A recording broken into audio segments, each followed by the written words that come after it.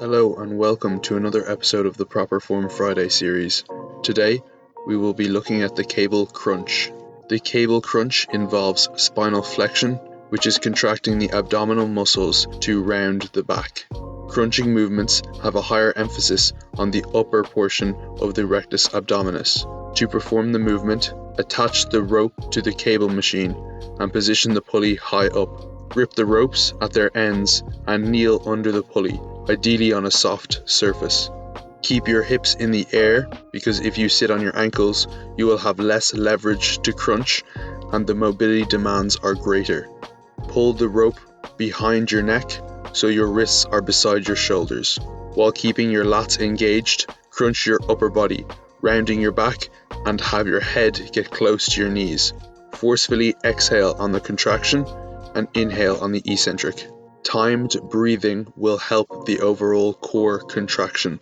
Avoid arching your back at the top of the movement. Begin the next repetition before this occurs. The micro variations of this exercise regard the knee and the hip position. For someone with exceptional hip mobility, a wider knee position may allow them to increase their range of motion as they can sink their head between their knees. The hip position is a little more individualized. For someone with a shorter torso, they may be able to have their hips higher in the air with better leverage. For others with a longer torso, they may need to have their hips closer to their ankles or move slightly back from the cable machine to ensure they have sufficient room. With whichever position works for you, I would always recommend attempting to have the resistance as close to directly above one's head as possible.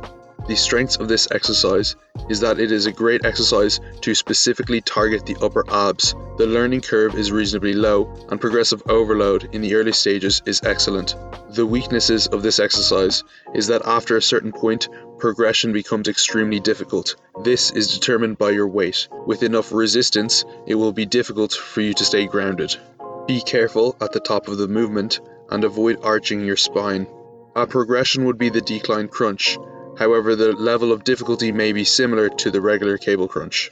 A regression would be the regular crunch, although the cable crunch may actually accommodate the most regressed version of the crunch, as you have the option of choosing an extremely light weight.